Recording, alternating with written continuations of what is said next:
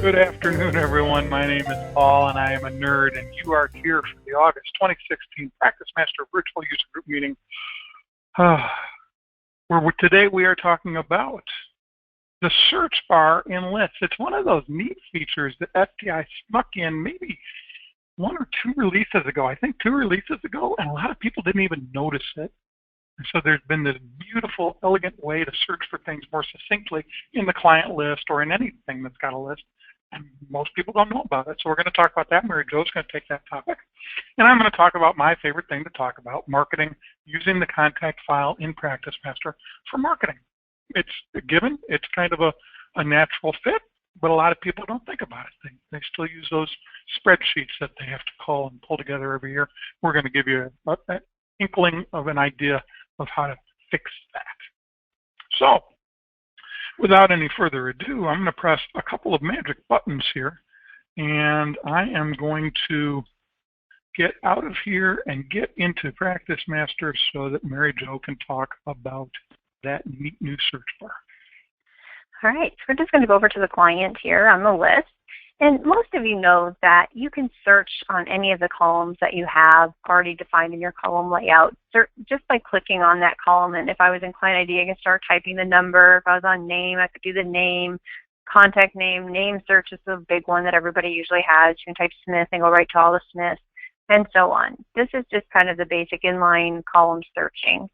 But what if you wanted to search on the work description and there was something in the middle of that work description, like maybe it said Smith versus Jones, claim number 12345, and you wanted to search on the claim number. Well, if I went to that work description field, and I think we've taken off our column layout. Let me go down here and get some client information because there will probably be a work description right here that we could search on. So in my case, I don't have a claim number, but I have Larson versus Belcour down here on this line. Now, what if I wanted to search for Belcour?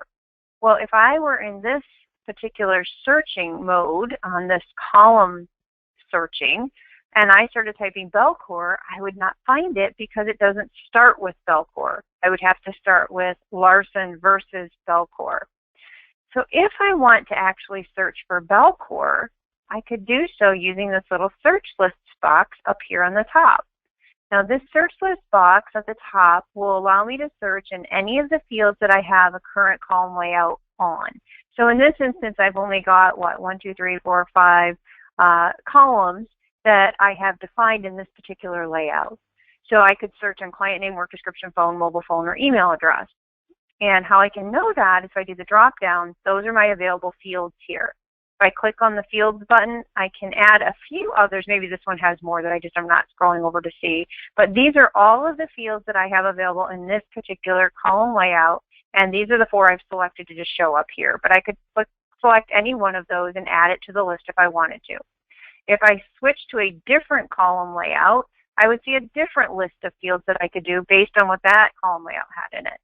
So I want to just go in. I can either type it right into one of these specific fields. If I wanted to search on work description, I could add that to the list, and I could start typing in Belcour here, and it would go ahead and find that for me.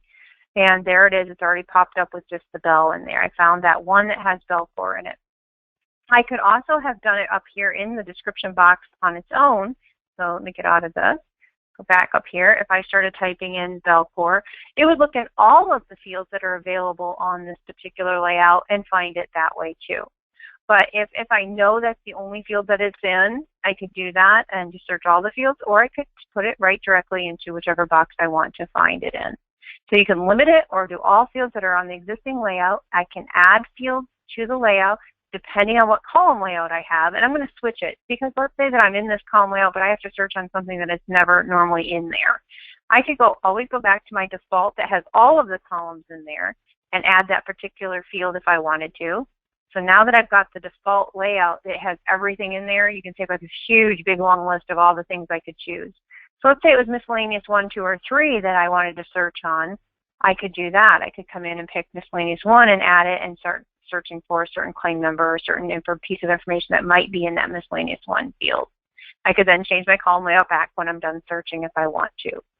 So this gives you a lot of flexibility to search within text, within a column, information without having to know what it started with.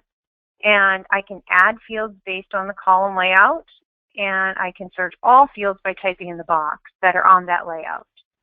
I can also look at my history. So if I've searched for something in the past, I have a history button that will let me see all of the most recent history items that I've searched on, and I can pick that and I can search again if I wanted to based on the history. So if it's something that you search for quite frequently, you can just hit the history and right away you can get to it. So just an easier way sometimes, or a faster way if you're trying to find something within that you can search on. Otherwise, you can still do your normal searching if you're on a certain column, that's fine. But it just might help out finding some of those other obscure things that you have in your description. Paul? I used to say that showing an old-time user of tabs how to use the client manager was my favorite thing. But this has become my new favorite thing to show an old-time user because it snuck in on a lot of people. And they're like, wow, I didn't know I could do that. They just kind of never paid attention to that part of the screen when they got their version 17 or 16 update or whatever it was. And they didn't even know that was there. Well, I've already told you that this is the August 2016 virtual user group meeting. So we all know that August is a special month. It is the month that I married my wife, 25 years this month, thank you, this year. But it's also the month that people should start to think about their holiday cards or whatever holiday-based marketing they have. Now, I say should because it's not really when they do start to think about it. They usually start to think about it in October or, dare I say, sometimes in November. So I wanted to talk about my favorite thing to talk about, especially relating to PracticeMaster, which is marketing. And so what we're looking at here is a screen from the client file, the contact file in PracticeMaster. And in this particular instance, we've added a mailing list info tab. And that tab has been customized to hold all sorts of marketing related information. Now, the beauty of PracticeMaster, for a lot of reasons, is that it's extremely customizable. You can add fields and delete fields and change fields, move screens around. You can add certain files. You can add certain tabs like we've done here with mailing list info. And so you can take files like the contact file and add functionality to that file that allows you to do all of your marketing from PracticeMaster. Now, that's cool. And that's what allows us to do what we're able to do marketing-wise. But what's also important to remember is that if you've got PracticeMaster and Outlook and phones and tabs and maybe some other things, that contact file in PracticeMaster could, but really should be the central point of entry for and maintenance for all your contacts for the firm, because it feeds Outlook and it feeds phones and it feeds tabs. So the people that might not yet be but are going to hopefully someday be clients, when they do in tabs, they're already there to become clients. And for people that you contact on a regular basis, they should be in there because that can feed your phone. And it can do so in such a way that Bob has these 157 contacts on his phone and Sally has these 273 contacts on her phone, even though the firm has 12,672 contacts. Nobody wants that many contacts on their phone. But Bob's got those that he's interested in, and Sally has those that she's interested in. Some of them become clients in tabs. Some of them are used for this. Some of them are used for that. And some of them we market to. So if you find that what I'm about to describe is familiar, then this might be something you should start thinking about perhaps doing now before it becomes too late to do for this holidays marketing or cards or whatever it is that you do marketing-wise around the holidays, because now is the time to think about it. So is this you? Do you have, let's say, 10 attorneys in the firm, and each of those attorneys has a list of people that they like to send holiday cards to, and then the firm has a general list, and so every year you get those 11 Excel spreadsheets and try to merge them together and then try to figure out whose address has changed and try to figure out why the address for Bob Smith is one thing on Jonathan's list and an entirely different address on Sally's list, because that's what most people do. But if instead you can take PracticeMaster and customize it so that the information that's being stored there is always current and is there then being used to generate that single spreadsheet of who gets the holiday card. That is a much better solution. I'm going to interrupt what I'm talking about for a second because LeAnn has informed me that we have the question. Well, there is a question because one of our listeners lost audio, and I want to make sure that everybody can still hear. So if you can still hear us, please raise your hand.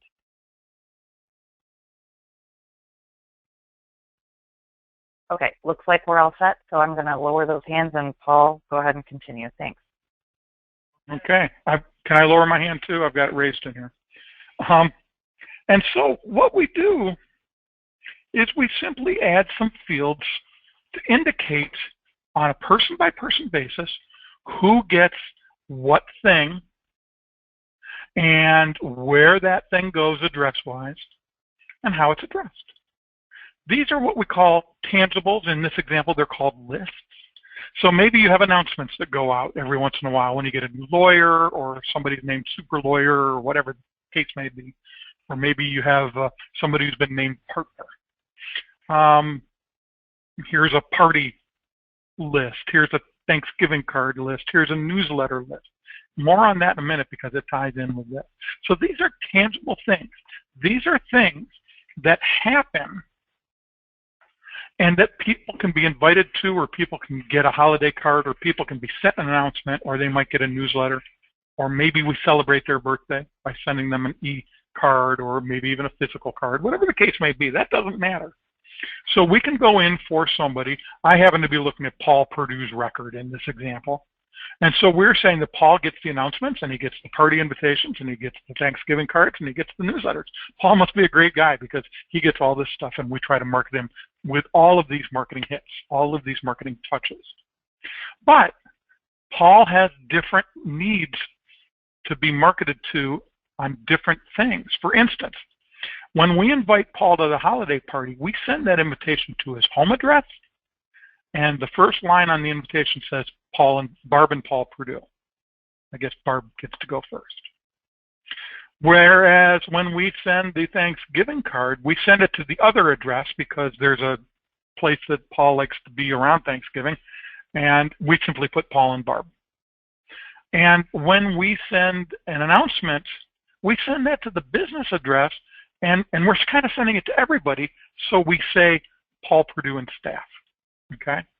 So it's important on a touch-by-touch basis, a tangible-by-tangible basis, for each thing that you're doing marketing-wise, that you identify which address that thing should go to and how it should be addressed, because there are different ways to address these things based on what those things are. So you have these things called tangibles where we identify where these go and who they go to. We also have these things that we call, at least in this example, AOIs, or areas of interest. So in this example, we have a type of practice where our clients or our prospective clients might be interested in, let's say, administrative law, agricultural, ADR, appellate practice, employment law, all sorts of different things. And so by saying that Paul Purdue is interested in construction law, that means we can, at the drop of a hat, pull a list of email addresses for the 76 people that are in our system that have an interest in construction law, because something big just happened in construction law, and we want to be on the forefront of informing our clients about this big change. So the areas of interest are less tangible. These are tangibles, at least what I like to call them, but they're a way for us to say, hey, Paul's interested in construction law, and he also happens to be interested in asbestos defense. Those are two things that are of interest to him, but he really could care less about class action defense or any of the other things that are on this list. So if we go to send an email that has to do with food processing liability, Paul will not get it. But if we go to send an email about something new that's happening or going to happen about construction law, Paul will get it. Now, the last element here, at least that I'm going to put here, is that we should identify who cares about marketing to this person. Who in our firm cares about marketing to Paul Purdue? Those people need to be identified. Why?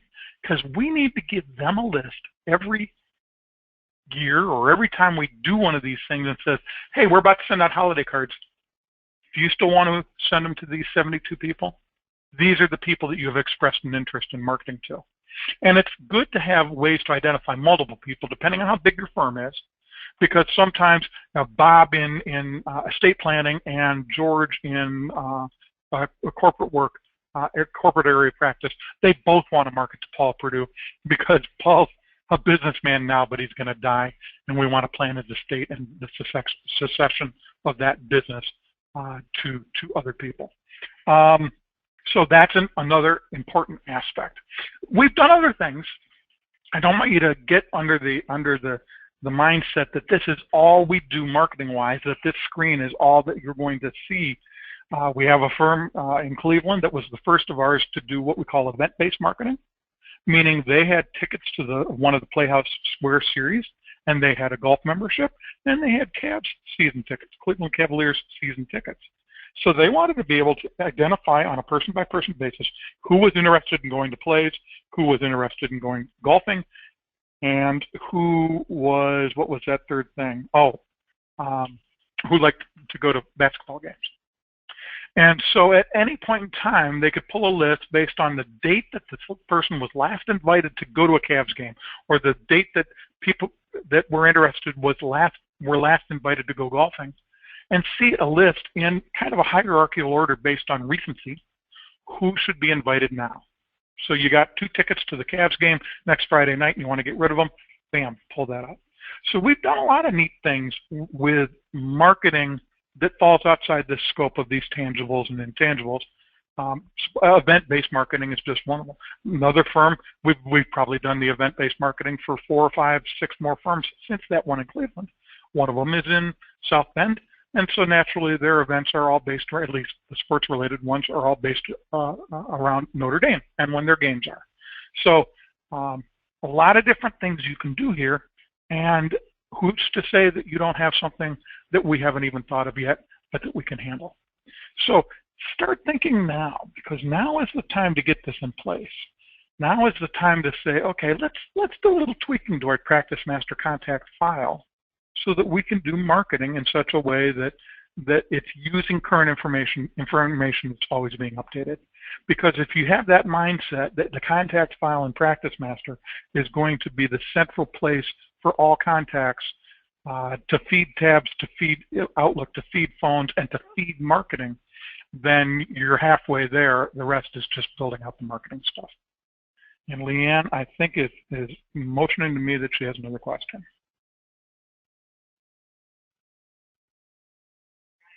She's trying. Okay, she says it's another sound one. Is it the same person, LeAnn?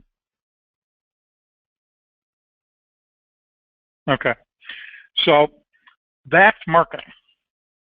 And so with that, let's talk about what we're going to talk about next month.